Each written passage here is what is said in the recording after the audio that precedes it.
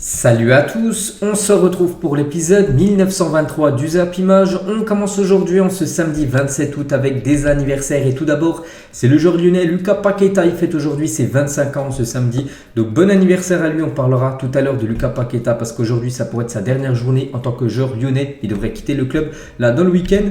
Il y a aussi Maxwell, l'ancien défenseur du Paris Saint-Germain, il fête aujourd'hui ses 41 ans.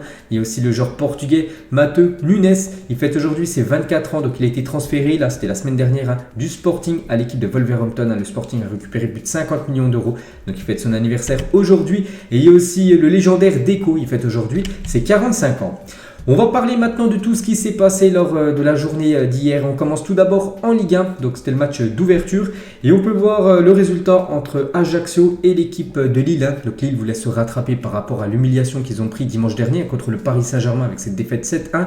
Donc ils se sont bien rattrapés avec une victoire du côté de la Corse, une victoire 3-1. Des Lillois, donc Yazessi, Bamba et Diallo, buteur côté LOSC contre un but de Bayala, buteur côté Corse. Donc les statistiques du match, donc j'ai pas vu le match, mais d'après les stats, donc là c'est Ajaccio a plus tiré, mais le problème c'est qu'ils ont beaucoup tiré hors cadre, en gros 13 tirs, seulement 2 tirs cadrés, alors que l'équipe de Lille 7 tirs, 4 tirs cadrés, et sur ces 4 tirs cadrés, 3 ont fini au fond défilé. Donc félicitations aux LOSC. Donc les Dogs se rassurent par rapport à l'humiliation prise le week-end dernier, et la grande joie de Youssouf Yazessi après son but face à Ajaccio. On peut voir que l'attaquant turc a été buteur, il a été bon, et on peut voir qu'il a obtenu une belle note de 7 sur 10, ce qui équivaut à un bon match de sa part aujourd'hui, d'après le barème du journal L'Équipe. Et Jonathan Bamba, qui a déjà été buteur dimanche dernier contre le PSG, c'est lui qui a inscrit l'unique but de Lille. Donc de nouveau il a été buteur hier, donc il a inscrit un but lors de ces 2 dernières journées, donc contre le PSG et contre l'AC Ajaccio. Et concernant Lille, le prochain match, ça sera un gros match, ça sera la réception de Nice. Le match est prévu mercredi 31 août, mercredi, n'oubliez pas qu'en milieu de semaine prochaine, il y a une journée de Ligue 1. On prend la direction cette fois-ci de l'Italie. On va parler de cette magnifique affiche hier soir entre la Lazio et l'équipe de l'Inter Milan. Et l'Inter Milan battu du côté de la Lazio 3-1. Donc Felipe Anderson, Luis Alberto, magnifique but de Luis Alberto. Et Pedro buteur côté Lazio de Rome contre un but de Lautaro Martinez côté Inter Milan. Donc les statistiques du match, là on peut voir que c'est bien l'Inter Milan qui a plus tiré, donc les tirs cadrés c'est du même niveau, 7 pour les deux équipes, donc c'est l'équipe de la Lazio qui a été plus efficace devant le but que l'équipe de l'Inter. Et Luis Alberto, j'ai dit, il a marqué un magnifique but, je ne sais pas si vous l'avez vu, je vous conseille d'aller le voir pour ceux qui ne l'ont pas vu. Donc très beau but bien sûr du magicien espagnol de cette équipe de Rome. Il y avait aussi un autre match en Serie A hier, c'était entre l'équipe de Monza, donc une équipe promue, et l'équipe de Udinese, et Udinese s'est imposé 2-1 du côté de cette équipe de Monza. Donc là aussi les stats de la partie. Et Silvio Berlusconi, donc après la défaite de Monza face à l'Udinese, donc l'ancien président de la République italienne, donc maintenant c'est lui le président de cette équipe de Monza. Donc l'Udinese a joué à 12 parce qu'il y avait aussi l'arbitre avec eux, un arbitrage scandaleux. Comment s'appelait l'arbitre? Di Bello, donc beau, ce qui veut dire en italien. Il devrait s'appeler Di Brutto, donc en gros moche. Donc voilà la déclaration de Berlusconi après la défaite de Monza. On prend cette fois-ci la direction de l'Espagne. Il y avait aussi quelques matchs hier. Donc le Betis contre l'équipe de Osasuna et le Betis Séville. Petite victoire 1-0. Donc c'est Iglesias, là aussi un magnifique but. Vraiment, il a envoyé un boulet de canon. J'ai aussi vu le but. Donc c'est le seul buteur de la partie lors de cette rencontre. Donc félicitations au Betis. Pourtant, on peut voir que c'est Osasuna quand même qui a le plus tiré. Donc le Betis, c'est une frappe cadrée, un but hier. Et il y avait aussi un autre match, Girona contre l'équipe du Celta Vigo. Et c'est le Celta Vigo qui s'est imposé aussi par un petit résultat 1-0. Donc c'est le légendaire Aspas, l'unique buteur de la partie. On peut voir aussi des stats de cette rencontre. Et il y avait aussi une affiche en Allemagne pour faire le tour des gros championnats européens. C'est l'équipe de Fribourg qui s'est imposée 1-0 contre l'équipe de Bochum qui avait pris 7-0 le week-end dernier contre l'équipe du Bayern Munich. Donc là aussi on peut voir les stats de la partie. Le programme du jour, on est samedi et bien sûr il y a du football. Donc tout d'abord on continue avec la Bundesliga. Donc en grosse équipe, Dortmund se déplace du côté de Hertha Berlin cet après-midi à 15h30. Le Bayer Leverkusen ira défier l'équipe de Mayence. Le Bayern Munich recevra l'équipe du Borussia Mönchengladbach donc à 18h30 ce soir. Ou je sais pas, Leipzig recevra l'équipe de Wolfsburg. Donc gros programme en Allemagne aujourd'hui. En Angleterre, on peut voir que Manchester United ira défier l'équipe de Southampton là dans quelques minutes. Parce qu'ils vont confirmer leur victoire lundi dernier, les 3 points pris contre l'équipe de Liverpool. Donc Chelsea, Leicester en belle affiche. Liverpool qui n'a toujours pas gagné cette saison doit s'imposer cet après-midi contre Bournemouth. Manchester City, Crystal Palace et le leader Arsenal recevra le promu Fulham. On peut voir aussi le programme en Liga aujourd'hui. Donc en grosse équipe, le FC Sevilla ira défier l'équipe de Almeria chez elle ce soir à 22h. On peut voir aussi Vallecano contre l'équipe de Majorque. Donc le Barça et le Real joueront eux demain. Et aussi on peut voir le programme en Italie. La Juve contre l'AS Roma. Un énorme choc à 18h30. C'est comme le retour de Paulo Dybala du côté du Juventus Stadium. Il a été transféré. Donc l'AC Milan Bologne et aussi la Spezia contre Sassuolo. On parlera bien sûr de tous ces résultats demain. Et en France les gars, donc en Ligue 1, 2 affiches: Auxerre Strasbourg 17h et ce soir Lens-Rennes. On peut voir aussi le programme en Ligue 2 et on va parler de ce match ce soir à 21h entre l'équipe de Lens et l'équipe de Rennes. Et regardez la une journal de l'équipe aujourd'hui version Lens. Donc Lens sur sa lancée, donc actuellement ils sont comme dauphin de cette équipe du PSG, Lens peut prétendre, pourquoi pas essayer de terminer dans le top 5 à la fin de la saison. À chaque fois ils échouent aux places européennes, donc là vraiment ils sont armés parce qu'ils ont une très très belle équipe, donc déjà confirmé la saison dernière. C'est une belle équipe du championnat français et là l'objectif du club c'est de se qualifier pour une Coupe d'Europe saison prochaine. Bon, la Ligue des Champions je pense que ça va être compliqué, mais l'Europa League je pense que ça peut le faire pour cette équipe lensoise. Et comme d'habitude du côté du stade Bollaert, il y aura beaucoup de monde. Donc ce soir de nouveau il sera guichet fermé pour le match contre Rennes. C'est comme Rennes en face, c'est aussi une grosse équipe. Donc c'est le 9e guichet fermé consécutif en Ligue 1 pour le Racing Club de Lens. Donc voilà, chaque fois qu'il joue à domicile, à chaque fois, il n'y a plus de place en vente parce que bien sûr beaucoup de supporters viennent au stade. On va parler d'un match qui ne s'était pas joué, souvenez-vous, c'est Lorient-Lyon à cause de la pelouse. Catastrophique du côté de Lorient. Du coup le match est reprogrammé. Donc le match Lorient-OL a été reprogrammé au mercredi 7 septembre à 19h. Donc voilà, ça sera à cet horaire cette date, ce match bien sûr qui ne s'est pas joué lors de la deuxième journée de Ligue 1. Et toujours avec l'Olympique Lyonnais, on a parlé tout à l'heure que c'est Lucas Paqueta fête son anniversaire. J'ai dit qu'il va être transféré certainement dans la journée du côté de la Première Ligue. C'est du côté de West Ham. Accord conclu entre Lyon et West Ham pour le transfert de Lucas Paqueta. Il ne manque plus que quelques détails pour que le Brésilien signe du côté du London Stadium, donc d'après Fabrizio Romano. Donc je pense que ça se fera avant la fin du week-end, donc avant demain soir. Donc Paqueta va quitter l'équipe de Lyon direction West Ham. Donc une belle équipe malgré que West Ham a les 3 premiers matchs de Première Ligue cette saison, c'est 3 défaites. Ils ont très très mal commencé. Bien sûr c'est une énorme recrue pour ce club. Et Paqueta devrait rejoindre West Ham pour 60 millions d'euros, bonus inclus. Un petit rappel les gars, Lyon l'avait acheté à l'équipe de l'AC Milan 20 millions d'euros. Vous pouvez voir la plus-value bien sûr de l'équipe de l'OL. Il ne faut pas oublier que l'AC Milan avait mis une clause, un pourcentage à la revente de 15% sur le montant total du transfert. Mais bon, Lyon sera quand même énormément gagnant bien sûr avec la vente de Lucas Paqueta. Et bien sûr ça sera une énorme perte pour cette équipe de l'OL. Et Lyon ne devrait pas remplacer Lucas Paqueta sur le départ à West Ham contre presque 60 millions d'euros, bonus inclus. Le club estime avoir assez de joueurs au milieu de terrain. En gros, il y a plein de joueurs qui peuvent remplacer Lucas Paqueta, donc il n'y aura pas un remplaçant en gros du côté de Lyon pour remplacer Lucas Paqueta. Donc voilà, surtout le jackpot on va dire pour cette équipe de l'OL. Et toujours avec Lyon, il pourrait vendre aussi un autre joueur, un autre milieu de terrain. C'est Houssem Aouar qui est un peu indésirable maintenant. N'oubliez pas qu'il n'a pas été convoqué lors du dernier match de Lyon la semaine dernière. Donc Nice est très intéressé par Houssem Aouar. Lucien Favre apprécie particulièrement l'international français et veut renforcer son effectif en le recrutant. Donc voilà une petite info, tout est dit sur cette image. Il pourrait signer du côté de la Côte d'Azur. On va parler de cette équipe du FC Nantes et le dossier Ludovic Blas. Et coup de théâtre on peut dire parce que normalement d'après Ouest France, donc il va prolonger à Nantes alors qu'il est à 2 doigts de signer quand même du côté de Lille. Du coup il devrait prolonger du côté de Nantes, il va prolonger son contrat et surtout aussi augmenter son salaire. C'est pour ça qu'il accepte bien sûr de prolonger du côté de Nantes. Pour l'instant c'est pas officiel mais ça devrait se faire très prochainement. Et pour Alban Lafont, Ludovic Blas va rester au FC Nantes. Donc Lafont le gardien nantais, il a dit c'est Cuida, donc en gros il reste, je ne parle pas du ballon bien sûr, il parle de son collègue Ludovic Blas. Et toujours avec le FC Nantes, on va parler du regretté Emiliano Sala. Donc Cardiff a été condamné par le tribunal arbitral du sport, donc la TAS, à payer 6 millions d'euros au FC Nantes dans le cadre du transfert d'Emiliano Sala décédé tragiquement. Donc le club gallois a annoncé qu'il intentera une action en justice contre les responsables de l'accident pour récupérer ses pertes. Donc c'est que Cardiff n'avait jamais voulu payer en gros au FC Nantes le transfert en gros de Emiliano Sala. Et du coup on peut voir que c'est passé au tribunal et du coup Cardiff devra bien payer 6 millions d'euros. Donc maintenant, ils vont essayer de porter plainte maintenant contre les responsables de l'accident pour essayer que ce soit eux qui payent tout simplement ces 6 millions d'euros. On va parler de l'Olympique de Marseille. Je vous l'avais dit hier que l'attaquant Milik allait quitter le club. C'était quasiment fait. Et voilà, c'est fait. C'est officiel. Milik s'engage à la Juventus sous forme de prêt d'1 an avec option d'achat. Donc voilà, Milik quitte l'Olympique de Marseille. Il rejoint cette équipe de la Juventus Turin. Donc voilà, Milik sous ses nouvelles couleurs du côté de l'Italie.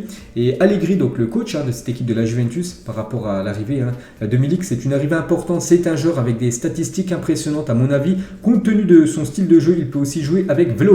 Donc peut-être qu'il va jouer avec deux numéros 9 Allegri. Voilà pour cette future saison du côté de la Juventus Turin. Donc voilà, Milik les gars, du côté de la Juve, c'est fait. Et le message d'adieu de l'attaquant polonais à l'OM sur Instagram, il a dit merci pour l'accueil, merci pour les fans incroyables, merci pour la belle ville, merci pour l'équipe et les buts, les émotions et les résultats, merci pour tout. Voilà, merci aux supporters marseillais tout simplement d'avoir été derrière et à fond derrière Milik.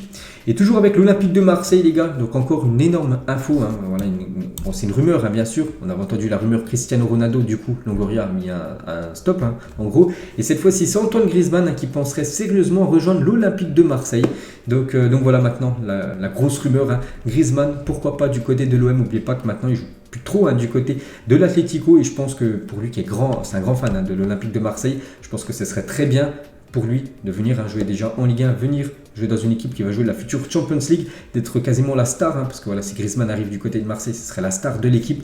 Donc à voir les gars, ça va se faire. Il y a déjà la propagande, il y a eu la propagande Ronaldo, enfin hashtag RonaldoOM, et cette fois-ci maintenant c'est Griezmann du côté de l'OM. Et donc Matt Pokora participe à la propagande d'Antoine Griezmann à l'OM. Donc Matt Pokora qui est un très grand fan de football, très grand copain d'Antoine Griezmann. Donc Antoine Griezmann, t'es beau comme ça, dans le maillot de ton club préféré, mon cousin. Donc voilà, il a mis cette photo montage de Griezmann avec le maillot marseillais, donc pourquoi pas les gars. Bon, après il faudrait bien sûr que Griezmann descende absolument son salaire. Toujours avec Marseille, on va parler de Bamba Dieng qui est mis de côté depuis quelques temps. Donc il est parti du centre d'entraînement Robert Louis Dreyfus sans avoir participé à l'entraînement. Donc il est venu s'entraîner mais il ne s'est pas entraîné. Bamba Dieng qui est toujours un indésirable du côté de Marseille. Enfin c'est Igor Tudor qui ne compte plus sur lui. Et Dieng ne devrait pas faire partie du groupe de l'OM pour le match face à Nice dimanche demain. Gros choc à Nice contre Marseille. Le match est prévu à 15h. Et Bamba Dieng ne devrait de nouveau pas être dans le groupe marseillais pour ce déplacement. Et Igor Tudor sur la possibilité de récupérer Bamba Dieng dans une semaine, parce que dans une semaine c'est la fin du mercato. Et en gros, c'est un indésirable parce que Marseille cherche à le vendre, mais s'il venait à ne pas être vendu, donc il a dit je ne peux pas répondre à cette question, il reste encore une semaine de mercato. Puis après, peut-être il réintégrera Bamba Dieng, bien sûr, si Bamba Dieng n'est pas vendu d'ici la fin du mercato. Et toujours sur ce match demain, Marseille-Nice, enfin c'est Nice qui reçoit l'OM. Donc les supporters de l'OM sont encore interdits de déplacement pour le match à Nice-Marseille. Ça fait je crois 3-4 saisons d'affilée que les supporters Marseille n'ont pas le droit de se déplacer du côté du stade de Nice. Et toujours avec l'OM, donc officialise son partenariat avec Match Wong Shirt, donc plateforme spécialisée dans la vente de maillots de match portés et dédicacés. Précision, les joueurs pourront cependant tout de même échanger ou offrir leur maillot à la fin de chacun de leur match. Donc une petite info concernant cette équipe de l'OM. On va parler d'un transfert aussi en France. Donc c'est officiel, Mady Camara est prêté avec option d'achat au stade brestois par l'AS Saint-Etienne. Voilà, ce défenseur des Verts, la saison dernière, donc il a vécu quand même une saison très compliquée. Et du coup, c'est officiel, il rejoint cette équipe de Brest là, donc il revient en Ligue 1. Toujours avec les transferts dans le championnat français. Donc le GC Nice a entamé des discussions avec l'AS Monaco pour la venue de Sofiane Diop. Donc le dossier est jugé en bonne voie, c'est que Nice fait vraiment un très bon mercato. Et maintenant, la nouvelle recrue, ça pourrait être Sofiane Diop. On a parlé tout à l'heure de Oussem Aouar, mais ce joueur aussi est pisté par l'équipe niçoise. Donc ça lui ferait un petit déplacement. Donc il irait chez le voisin tout simplement niçois, parce qu'actuellement il est joueur de Monaco. Concernant l'équipe du Paris Saint-Germain, Christophe Galtier par rapport à la fin du mercato, c'est qu'il reste à peu près 5 jours. Dans les prochains jours, ça va beaucoup bouger. Certains sont sur le départ, d'autres attendent pour nous rejoindre. Donc là, vraiment, c'est les derniers jours de mercato. Il va se passer beaucoup de choses du côté du PSG. C'est Christophe Galtier qui le dit. Et concernant les départs, donc tout d'abord, Paredes du côté de la Juventus, les gars. Donc normalement, ça devrait se faire après le week-end. Peut-être lundi, peut-être mardi. Donc voilà, c'est imminent. La signature de Paredes du côté de la Juventus Turin. Donc pour retrouver le PSG. C'est venu à signer du côté de la Juve en Champions League, parce que vous savez que le PSG et la Juve sont dans le même groupe. Herrera a résilié son contrat avec le PSG et s'apprête à signer libre à l'Athletic Bilbao, d'après Fabrizio Romano. Ça aussi, ça pourrait être officiel dans le week-end. Ça aussi, c'est une bonne nouvelle pour le PSG parce que c'est un indésirable du club. Le jeune Édouard Michu. Donc le PSG a refusé une offre de 3 millions d'euros hors bonus de Sunderland pour Édouard Michu. Donc en gros, le PSG espère beaucoup plus d'argent que seulement ces 3 millions d'euros proposés par l'équipe anglaise. Et toujours avec Christophe Galtier, donc Nasser, voilà, par rapport à ces premières semaines de Christophe Galtier en tant que coach parisien, on a senti quelque chose changer. Il a identifié le style de jeu de notre équipe. Là, il y a quelque chose qui a changé, mais c'est seulement le commencement. On a beaucoup de travail à faire. Donc pour l'instant, il est très content du travail fait par Christophe Galtier. Et toujours avec Nasser, cette fois-ci, il a parlé de Neymar et Kylian Mbappé. Donc ce qu'il y avait eu une brouille entre les deux. Il n'y a aucun problème, ce sont les médias qui disent ça. Je peux me disputer avec mon frère, ma soeur, c'est normal. Ce sont de bons amis, de très bons coéquipiers et ils le seront toujours. Donc en gros, il dit qu'il n'y a aucun souci entre Neymar et Kylian Mbappé. Et toujours avec le Paris Saint-Germain, on va parler de Donnarumma. Je l'ai dit à Kylian et Neymar, s'ils veulent, moi je peux tirer le penalty. Donc Donnarumma revient sur le penalty gate et la relation entre Neymar et Mbappé. Donc extrait de Dimanche Soir Football à retrouver retrouver dimanche dès 19h demain sur Prime Vidéo. Et toujours avec le championnat français, donc vous vous souvenez, la journée, le week-end dernier, il y a eu beaucoup de cartons rouges, que ce soit en Ligue 1, même en Ligue 2. Donc la direction technique de l'arbitrage de la FFF s'est exprimée sur les nombreux cartons rouges mis depuis le début de la saison. Donc ils ont dit, les arbitres ne prennent aucun plaisir à exclure des joueurs qu'ils préfèrent largement s'en passer. Mais bon, voilà, il y a eu beaucoup de cartons rouges à distribuer le week-end dernier. Et hier soir, il y avait une journée de nationale, donc 3e division française. Il y a eu également beaucoup de cartons rouges. Donc vendredi soir a été agité au sein de la 3e division, puisque 8 cartons rouges ont été distribués. Donc voilà en gros cette journée hier soir à 19h30. Regardez tous les cartons rouges qu'il y a eu. Par exemple Versailles, un carton rouge. Bourg-en-Bresse, 2 cartons rouges dans le même match. Donc voilà, c'est vrai que le championnat Ligue 1, Ligue 2, national, les gars, beaucoup de cartons rouges depuis ce début de saison. Et juste les gars, pour continuer avec le national, là, vu qu'on voit les résultats, et on va juste parler de l'équipe de Nancy qui s'est inclinée contre Dunkerque. N'oubliez pas que Nancy, les gars, joue en Ligue 1 il y a quelques saisons. Et là, ils sont dans une très mauvaise posture, parce qu'après 3 journées de national, la saison dernière c'était en Ligue 2, donc ils n'ont toujours pas gagné un match, 2 défaites, un match nul. Donc là, ils sont 17e sur 18. N'oubliez pas, ce championnat national, il y aura 2 équipes qui vont monter en Ligue 2. Il y aura surtout 6 descentes. Donc voilà, de la 13e jusqu'à la 18e place, ces équipes seront reléguées en National 2. Donc voilà, c'est bien sûr très compliqué pour se maintenir pour tous ces clubs. Donc attention à Nancy, ils pourraient encore descendre. Bon après, voilà, c'est seulement la 3e journée, mais ils ont très mal parti. On va parler maintenant du tirage au sort de l'Europa League. Donc c'était hier et on va revenir bien sûr sur tous les groupes. On commence tout d'abord avec le groupe A, avec la grosse équipe de Arsenal qui aura le PSV, Bodo Glimt et le FC Zurich. Donc un énorme groupe quand même, parce que Arsenal c'est très costaud, PSV on sait que voilà, c'est aussi costaud, Bodo Glimt aussi avait fait une belle campagne européenne la saison dernière, et Zurich, une belle équipe. Donc voilà le groupe des Gunners. Le groupe B les gars, avec le Stade Rennais, il y a aussi le Fenerbahçe, l'Arnaka que je connais pas du tout, et le Dynamo Kiev qui s'est fait battre au barrage de Champions League contre le Benfica. Et concernant cette équipe de Rennes, à quelle place terminera le Stade Rennais dans son groupe d'après BeFootball? Donc il y a plus de 2700 votes, donc premier, deuxième, troisième et quatrième. Donc moi j'ai mis deuxième, et la plupart ont mis quand même deuxième. Je vois quand même Rennes terminer deuxième de ce groupe.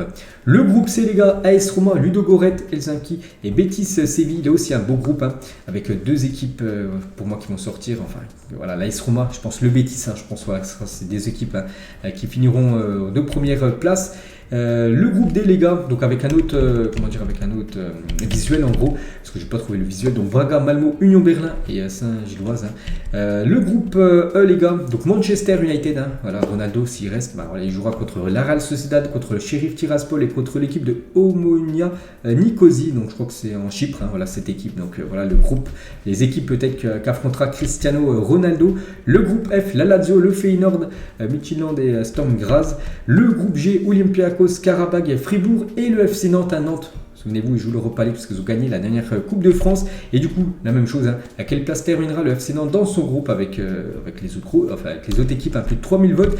Et moi, j'ai mis qu'ils termineront deuxième. Je vois bien, ils peuvent terminer deuxième parce que je joue bien quand même cette équipe du FC Nantes. C'est un groupe comme à la portée du FC Nantes. Donc on voit la plupart quand même étant à la 3e position, ce qui voudrait dire qu'ils seraient reversés en Europa Conference League. Voilà, pour la suite, bien sûr, des matchs. Le groupe H, Belgrade, Ferencvaros, Trabzonspor et l'AS Monaco, les gars, dans ce groupe, la même chose. Vu que c'est une équipe française, à quelle place va terminer Monaco? Premier, deuxième, troisième, quatrième, plus de 3000 votes. Et là, la plupart ont mis premier, c'est avec Monaco, les armes, l'effectif pour terminer devant voilà, ces trois autres équipes. Donc du coup, voilà le récapitulatif du groupe A jusqu'au groupe H de cette Europa League. Et concernant l'Europa Conference League, la toute petite Coupe d'Europe qui s'est... Enfin, on a pu voir la saison dernière où c'est l'AS Roma qui a remporté l'édition. Donc Nice qui s'est qualifié jeudi soir. Donc ils auront le Partizan Belgrade, Cologne et l'équipe de Slovako. Donc une équipe je pense en Slovaquie, enfin je crois. Donc là aussi c'est un groupe à la portée quand même des Niçois. Donc à quelques passes terminera l'équipe de Nice. Donc je les ai mis terminés deuxième parce que voilà, Belgrade c'est quand même une équipe compliquée à les manœuvrer chez eux. Cologne aussi c'est quand même une équipe coriace. Mais je pense que Nice les gars les armes quand même pour terminer aux deux premières places et surtout se qualifier pour les phases à élimination directe. Donc là, on peut voir tous les autres groupes, bien sûr, de cette Europa Conference League. On prend la direction de l'Espagne, de Madrid, la une du journal Marca. Raúl 4.0, le mythique numéro 7 madrilène, entame sa 4e saison à la tête du Castilla, donc en gros l'équipe B. L'équipe réserve ambitionne la montée avec une équipe très renouvelée et basée sur le talent après les départs de joueurs importants de l'effectif. Je sais qu'Antonio Blanco a quitté le club pour aller du côté de Cadix. Il y a eu pas mal de joueurs de cette équipe B voilà, qui ont quitté cette équipe du Real Madrid, donc ils ont recruté et voilà, ils espèrent tout simplement la montée. N'oubliez pas qu'actuellement ils sont en 3e division, ils visent la montée en 2e division. Et la une du journal AS, toujours avec Madrid. Donc on peut voir, c'est Luka Modric qui a mis une casquette et des lunettes parce qu'il s'est rendu du côté du côté de Disneyland. Puis vu que c'est un joueur ultra populaire, bien sûr ultra connu, donc il n'a pas voulu faire des photos tout le temps. Donc c'est pour ça qu'il a essayé de passer incognito, on va dire, du côté de Disneyland. Il est parti hier à Disneyland Paris, c'était hier. Bref, donc je ne veux pas me réveiller de ce rêve. Modric est entretenu avec le journal AS au moment de fêter les 10 ans de son transfert au Real. Aller au Real Madrid a été l'une de mes meilleures décisions de ma vie. Je commence chaque saison comme si c'était la première. Donc voilà quelques infos sur Luka Modric avec sa femme et ses 3 enfants. Et Modric, comme j'ai dit les gars, ça fait 10 ans jour pour jour. Donc il est arrivé un 27 août donc 2012. N'oubliez pas qu'il était considéré comme l'une des pires recrues à l'époque en 2012.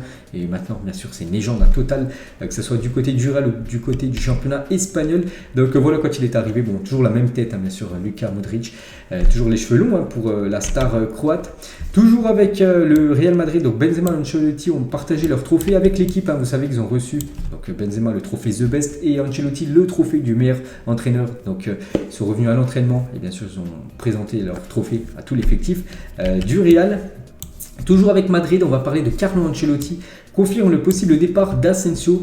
Donc Marco regarde quelque chose pour voir s'il peut sortir, tout en assurant que s'il ne part pas, il continuera à être un joueur madrilène, laissant entendre qu'il compterait sur lui pendant la saison. Donc voilà, on est le 27, la fin du mercato, c'est le 31 août en Espagne. Et du coup voilà, tout peut arriver pour Marco Asensio. Je sais qu'il y a Manchester United qui pourrait peut-être faire une offre pour Asensio. Puis s'il n'est pas vendu, voilà, Ancelotti bien sûr contrat sur l'ailier espagnol. On va parler d'un ancien joueur du Real, c'est Marcelo, actuellement toujours libre comme l'air, il n'a pas de contrat. Et c'est le Bayer Leverkusen qui a fait une proposition pour signer Marcelo. Donc le joueur dispose également d'offres de l'OGC Nice et de l'équipe de Monza, voilà, en Italie, cette équipe promue. Et toujours avec le Real Madrid, un joueur qui a quitté le club il y a quelques jours, c'est Casemiro. Un journaliste lui a dit: ça ne vous gêne pas de ne pas jouer la Ligue des Champions cette saison avec Manchester United, alors que depuis plus de 10 ans bien sûr il jouait chaque saison la Champions League. Il a dit donc j'en ai déjà gagné 5. En gros, non, ça ne le dérange pas bien sûr, il aimerait bien plutôt remporter l'Europa League, un trophée qu'il n'a jamais remporté, Casemiro.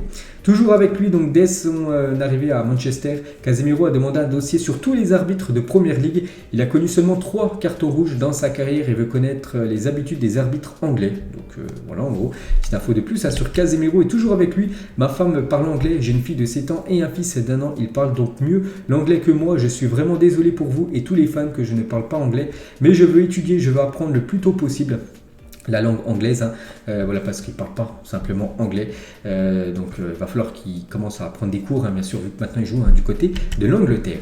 Et toujours avec Casemiro, donc une retrouvaille, le joueur qui connaît très très bien sûr Cristiano Ronaldo, donc retrouvaille entre vieux amis du côté de Manchester United. Et on va parler de CR7, vous savez que CR7, donc là on arrive bientôt à la fin du mercato Et Ronaldo veut toujours quitter le club, il ne veut pas jouer contre l'équipe de Nicosie, je vous ai dit, ou la Real Sociedad en Europa League, il veut jouer la Ligue des Champions.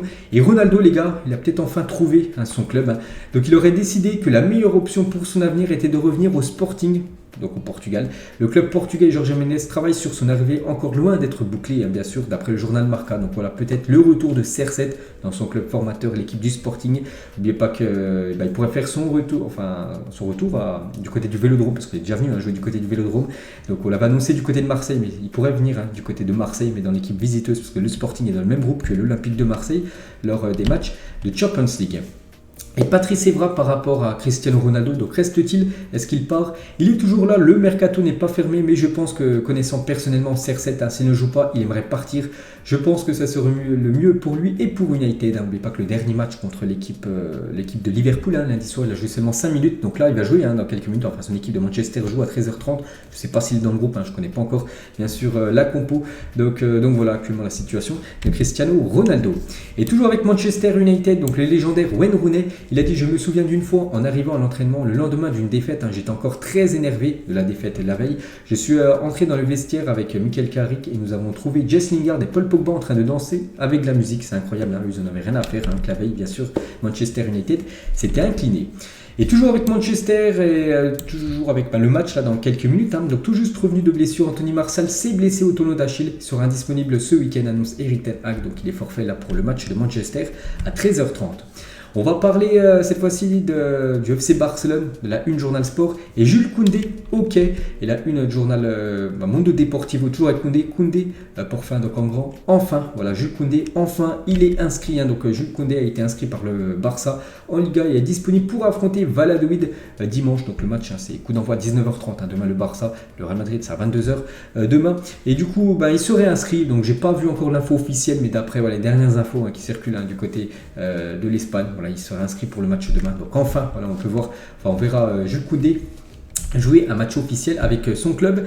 Et on va juste parler de ce transfert, les gars. Quand le Spartak Moscou troll le Barça, donc en gros c'est le Spartak qui accueille le joueur sénégalais Keita Baldé, et en gros ils ont dit on enregistre une signature sans problème. Voilà, puis ils ont mentionné l'équipe du FC Barcelone, donc voilà, le petit pic envoyé au Barça, parce que vous savez que le Barça, quand ils ont enregistré des signatures, c'était compliqué après les enregistrer à la Liga. Donc voilà le petit pic envoyé du Spartak par rapport au FC Barcelone.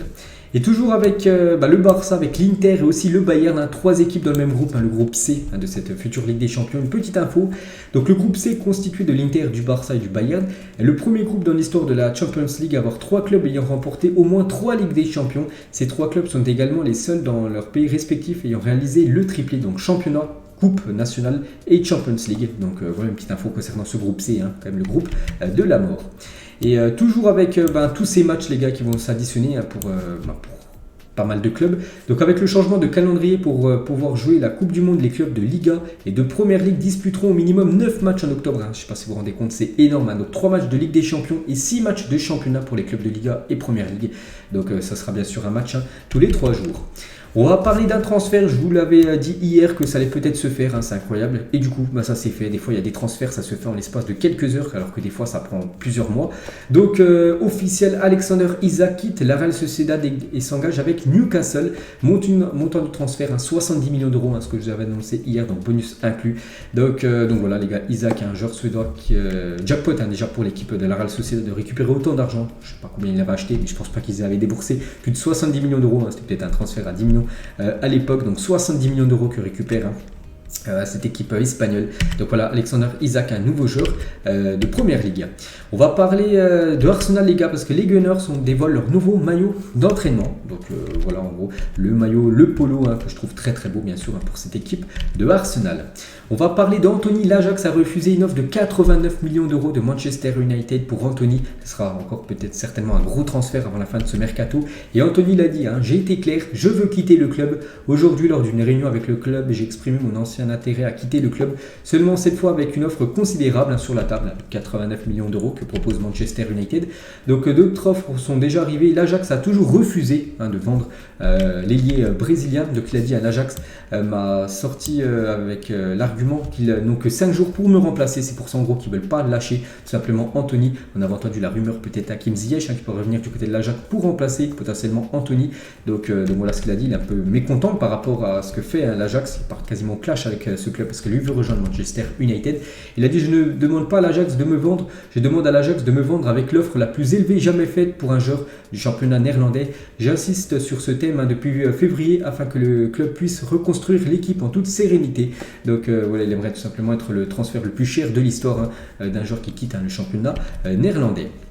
Un autre transfert aussi qui pourrait se faire avant la fin du mercato, elle aussi avec un montant complètement fou, c'est Wesley Fofana et accord verbal entre Leicester et Chelsea pour l'ancien défenseur de l'AS Saint-Etienne. Donc il s'agit d'un montant record pour un défenseur de 21 ans, donc transfert estimé à plus de 82,5 millions d'euros hors bonus, donc ça pourrait dépasser les plus de 90 millions d'euros avec le bonus, on pourrait rajouter peut-être 15 millions et deviendrait tout simplement le défenseur le plus cher de l'histoire du football en dépassant Harry Maguire qui avait lui aussi quitté dans le passé cette équipe de Leicester.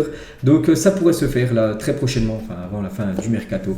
Donc voilà, donc ce week-end elle ne jouera pas. En plus je crois que je sais plus contre qui Leicester, j'ai vu tout à l'heure, je me souviens plus. Je crois que c'est un gros match. De nouveau il sera pas convoqué bien sûr vu qu'il devrait quitter le club là dans les prochaines heures. Donc voilà, grosse info concernant Wesley Fofana. Concernant l'équipe de Arsenal, Mikel Arteta ne s'entend pas à d'autres recrues d'ici la fin du mercato. Voilà, pour lui son équipe est complète. Même avec le départ en prêt de Nicolas Pepe à Nice, il ne sera pas remplacé l'Ivoirien. Donc voilà pour cette équipe de Arsenal. Ils resteront avec ce groupe jusqu'à au moins le prochain mercato hivernal en janvier prochain.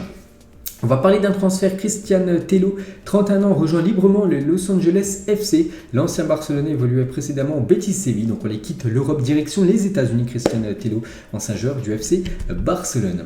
Des nouvelles de Wijnaldum, donc il est forfait 3 à 4 mois, il manquera sans surprise la Coupe du Monde. Donc les derniers mois ont été très compliqués pour Wijnaldum. Déjà son arrivée au PSG, il n'a jamais réussi à s'imposer, puis il a été transféré à l'AS Roma, un club pour essayer de le relancer pour pouvoir jouer cette future Coupe du Monde, et du coup il a été blessé seulement quelques jours après son arrivée, la fracture du tibia, et du coup voilà, il devrait être de retour sur les terrains normalement en janvier prochain. Donc on envoie beaucoup de force bien sûr aux joueurs prêtés par le PSG, donc à l'AS Roma, donc aux joueurs Wijnaldum. Emmanuel Macron actuellement à Alger, donc sur l'organisation d'un match entre l'équipe de France et l'Algérie. Il a dit je pense que ce serait une bonne chose. Donc voilà, il pourrait avoir un France-Algérie prévu. Je ne sais pas quand exactement, mais voilà, ça pourrait se faire là dans les prochains mois, peut-être certainement, je pense après la Coupe du Monde. Donc voilà, un match bien sûr entre ces deux grosses nations. La liste des joueuses sélectionnées en équipe de France féminine pour le premier rassemblement des Bleus de la saison. Donc en gros, ce sera le premier match après l'Euro qu'a disputé bien sûr l'équipe de France il y a quelques semaines. Donc la France ira en Estonie avant de recevoir la Grèce. Donc Wendy Renard et Marie-Antoinette Katoto sont absentes pour cause de blessures. Donc Katoto toujours blessée, elle s'était blessée lors de l'Euro, et Wendy Renard est blessée actuellement. Donc elle manque bien sûr dans cette liste de l'équipe de France. Et on finit les gars cet épisode aujourd'hui avec cette équipe de Linfield FC qui était sur le point de devenir le premier club nord-irlandais à se qualifier pour une Coupe d'Europe après 23 échecs. À chaque fois ils échouaient, puis là ils étaient à 2 doigts quand même de se qualifier pour une Coupe d'Europe. Donc c'était la plus petite Coupe d'Europe, donc la Ligue Europa Conférence. Donc à la 120e minute ils étaient toujours qualifiés. Mais le problème c'est que 120e minute, donc ils gagnaient 3-2 cumulés pour eux. Donc Linfield est à 10 secondes de la qualif centre de l'équipe adverse, un dégagement barre rentrant du défenseur de Linfield, but contre son camp 3-3 du coup ça allait au tir au but et élimination au péno pour cette équipe de Linfield, dommage, c'était à 2 doigts de se qualifier pour une Coupe d'Europe. C'était historique pour un club de l'Irlande du Nord, et du coup voilà, 120e minute on peut voir le but contre son camp du défenseur simplement de cette équipe de Linfield. Et on finit juste les gars cet épisode juste avec, on va revenir sur le tirage au sort de la Ligue Europa. Donc n'hésitez pas à mettre en commentaire ce que vous pensez surtout du tirage des clubs français, du groupe de Rennes, du groupe de Monaco ou même du groupe du FC Nantes. Est-ce que voilà, ces clubs peuvent se qualifier pour les 8e de finale? Donc n'hésitez pas à mettre tout ça en commentaire. Donc voilà les gars, la fin de cet épisode, j'espère que ça vous a plu. On se retrouve demain pour le prochain numéro. Allez, je vous laisse, bon samedi à vous et à demain.